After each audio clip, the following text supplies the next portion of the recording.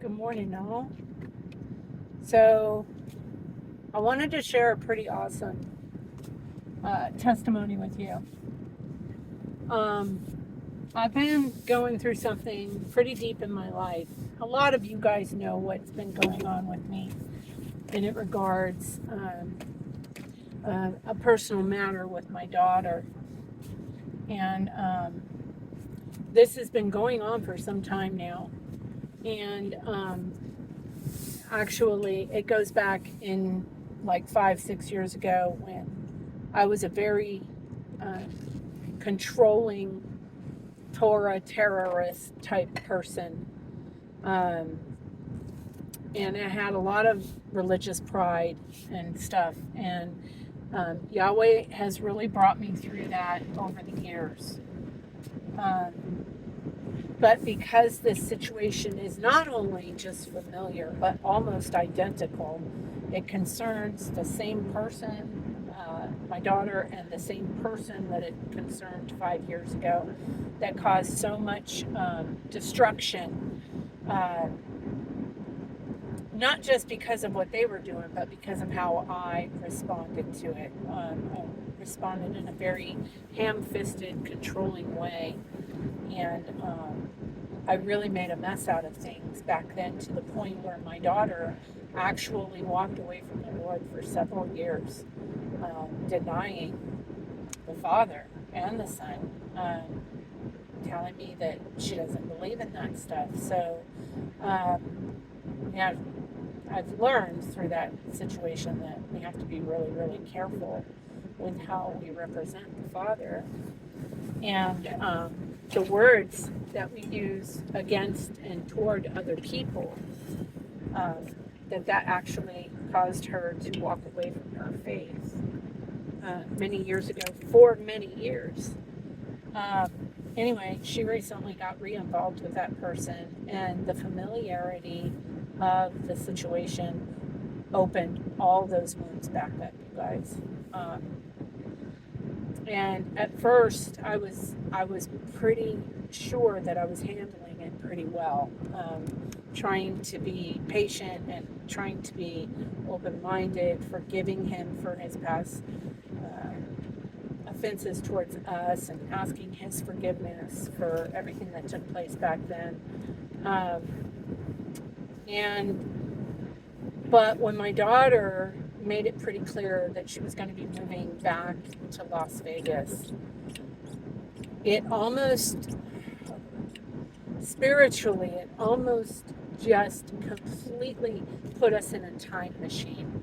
And we were right back in that same minute. And, um, and my old nature came back in a heartbeat, like that. Um, I began working in manipulation. This is not just a testimony, but also a confession on my part. I began really operating in a manipulative spirit, uh, manipulating and controlling, and using emotional blackmail and abusing my daughter, basically, in so many different ways spiritually. Um, and no matter what I did, no matter how much prayer I prayed, I just, the, the, the desire to sink back into that mindset was so strong, you guys, that I felt like it was my job to protect my daughter, that I wasn't doing my job um, as a mother if I was not trying to elaborate and force the Torah upon her and her understanding. And I mean, we've had some really bad fights over the last few months regarding all of this stuff, that always ends in my daughter going to her room and crying, and me either crying or sinking into this spirit of anger and rejection. Rejection is so strong in this situation, not just on me, but on my daughter. Um, and trying to maintain some sort of normality and peace amidst all of the chaos that was going on. Um, Things got really bad about a week and a half ago. Rick was really struggling with some stuff. There's been a lot of spiritual activity in my house over the last 2 weeks. It really deeply affected my husband, who was on the verge of having a relapse because he was stressed to the limit, and that's all he knows how to do is go back to substances. And he was trying to fight that off, and we were praying that off of him, but everybody was kind of just having everything that was wrong in them just pressed and squeezed out of them. But in the process of all of this happening, there was an argument that took place last week with my daughter, a week and a half ago with my daughter. I remained mildly calm through the whole thing, but Rick really lost his temper, and we later had to do some deliverance on that. But I tried to remain pretty calm. But what I did realize is that even though I was calm, I was still being passive aggressively abusive, controlling, manipulative, the whole 9 yards. And it was around this time that I started seeing on a regular basis the number 1111. I really don't care what your view is on angel numbers and prophetic numbers. You can call it whatever you want. But I remember looking into that number years ago and knowing that it had something to do with a positive mindset. That when you saw that number, that you should think positive thoughts during that time. And I get that that's very New Agey concept, and so. But I noticed that I started seeing it like daily, sometimes multiple times a day.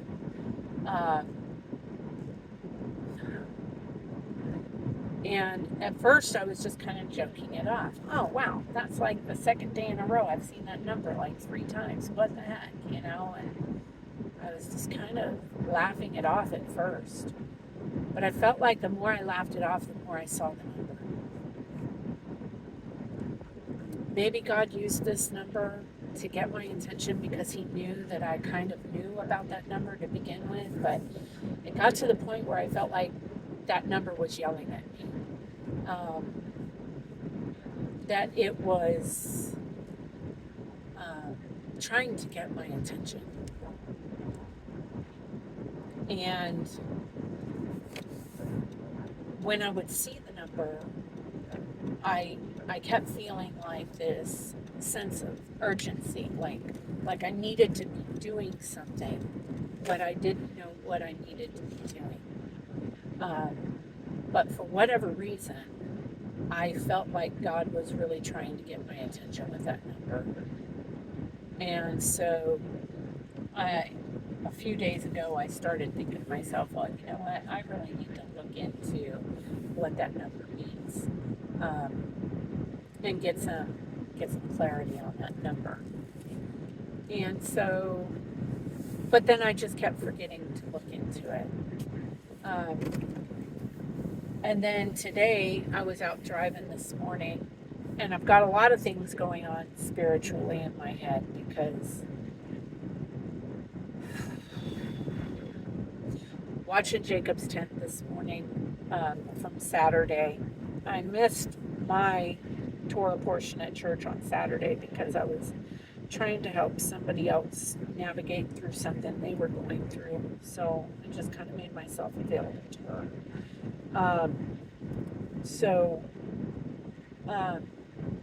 I was watching the Jacob's Tent. It kind of, something Rick said yesterday was that he felt like it was interesting that all of the Torah portions leading up to Passover this time all have to do with cleaning your temple, cleaning your house, getting rid of the leaven, getting rid of impurities, getting rid of, things that are infecting you spiritually was a good way that Bill Cloud put it. That if something's infecting you spiritually, it's going to start to infect the people around you. I thought that was very interesting. So anyways, I was writing something up for my family, kind of something that I wanted to read with them today before we go to Passover service about, just cleaning our houses and how I felt like Yahweh had been doing overtime with our family, just cleaning our house over the last week and a half to 2 weeks. And I don't know, when I was like reading it back, I was just like, I just had this feeling like, even though I was writing it to other people, I was like, this has to do with me. Like, these are things that I need to take care of. And it was kind of softening my heart. And then I got a ride. So I went around the corner to pick up my ride. And as I pulled up to the house, I noticed that the address was 1111. And at that point, I just kind of paused and I looked up and I was like, all right, I hear you.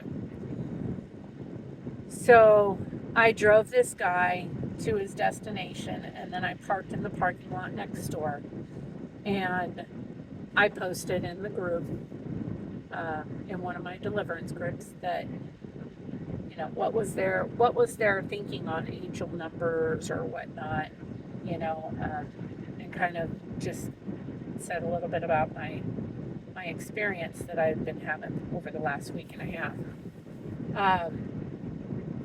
And it's kind of mixed. Like, one person said that, that they feel like there's a difference between prophetic numbers and angel numbers. And like I said in the beginning, I don't care what you call them. I don't care if you call them angel numbers, prophetic numbers. They're numbers, and they're being used in a repetitious order to get our attention for whatever reason. So I really don't care what they're called. I want to know if anybody else had a testimony regarding repeating numbers in their life. Because this is not the first time. And I also find it weird that it's 1111 again, because I had this years ago with 1111. It's always 1111. I never get 222. I never get 3333. I never get that. I always get 1111, which I found very interesting. It's 1111 again. It's 1111 again. So anyways, I posted that in the group, and then I went on YouTube and asked, what is the significance of 1111? And a lot of stuff came up on angel numbers, obviously. But I just happened to click on a video that was 11 reasons why, ironically enough, 11 reasons why you're seeing the number 1111. And in the course of listening to this video, I accepted another ride, but I was still listening with my earpiece in. And as I drove to pick this girl up, tears just start streaming down my face. And God started screaming at me, you guys. The man said something about how if you view yourself as a positive person, which I do. I tell people all the time, I'm not negative, I'm positive. I'm a very positive person. I'm always happy. It's like I feel like I'm a very positive person.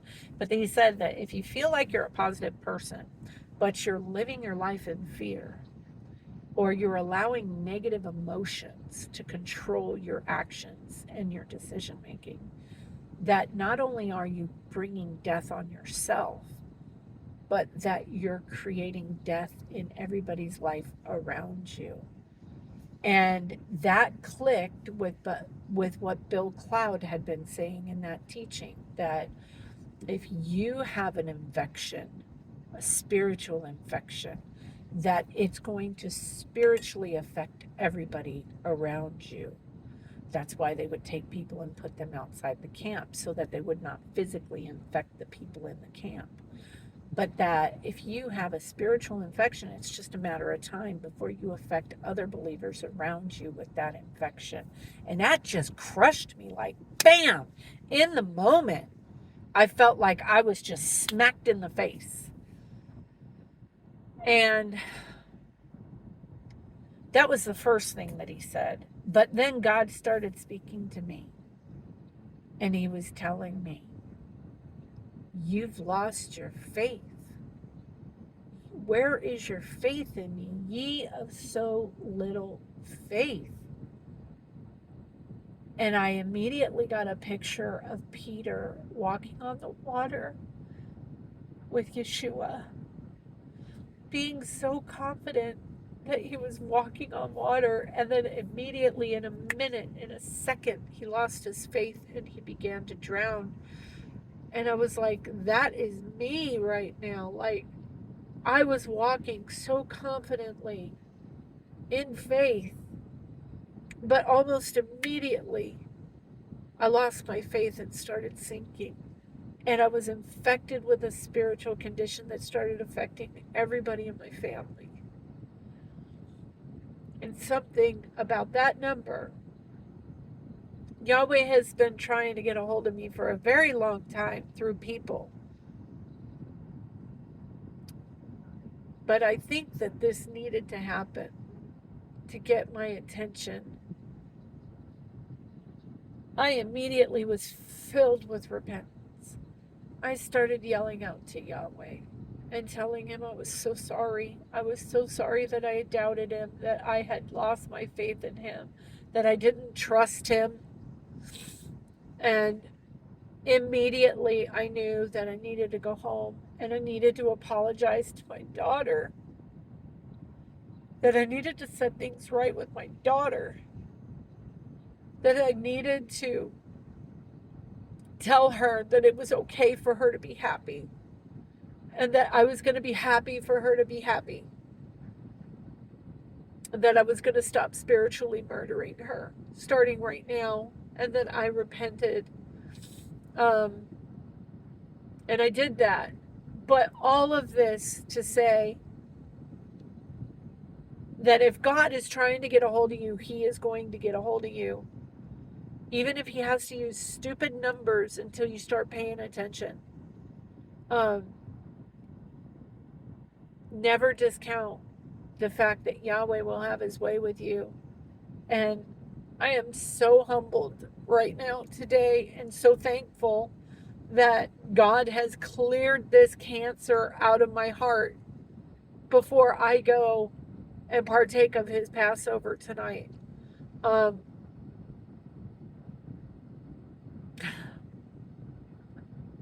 I just feel so relieved of the burden.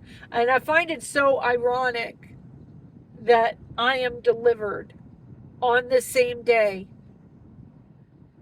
on the Passover, from my bondage that the Israelites were delivered from coming out of Egypt. You know, if Yahweh is trying to deal with you on something, just give in. Just give in. All the anger, it's not worth it. It doesn't matter where my daughter goes. She's still going to be my best friend. No matter where she is, no matter who she lives with, no matter who she's married to, it doesn't matter. What matters is that I'm not the reason she wants to leave. And I was becoming the reason she wanted to leave. Not just that she wants to go and be with the love of her life. I was becoming the reason she wanted to leave because I was becoming impossible to live with. Whew. If you are holding on to anything before this Passover begins, I urge you to let it go. Let it go. It's not worth it. It's not worth it. Don't try to enter the camp infected spiritually. I don't think he'll let you, honestly. So I just made this video to kind of encourage you, but because I want to shout from the rooftops what Yahweh just did for me. I I don't deserve this kind of deliverance, you guys. And yet he is so faithful to constantly be there to deliver me and save me from myself. And I'm so humbled and I'm so thankful. Every day, just where Yahweh has brought me in my life. And it's a constant reminder of just what a filthy wretch I am without him. If I just step just a little bit to the left, just a little bit to the right, how detrimental it is to my relationship with him. You know, it says in the word that nobody can pluck us from his hand, and that's true. But it is up to you whether or not you're going to jump out of his hand. That is possible for you to do that, because you have free will. Just keep that in mind, you know. And so I have put my daughter and my family in charge. You know, every one of us has a cross to bear. Every one of us has that thing, that part of our nature from our past that is so hard to walk away from. It's a learned behavior. It's a pattern of behaviors. It's whatever the case may be, and it can be lust, it can be substance abuse, it could be anger, it could be manipulation. All of these things, whatever your cross is, my cross is control. That's my cross. I struggle with control so bad. I have told my family, from now on, when you see me slipping, give me a hug and remind me to pick up my cross. Tell me you dropped something, Mom. Go pick it up. Let people hold you accountable. I'm going to let these people hold me accountable. I have so many friends in my life who hold me accountable. For whatever reason, my family is terrified to hold me accountable. And it's probably because of how manipulative I've always been. So I'm giving them full reign right now to, in love, remind me who I am.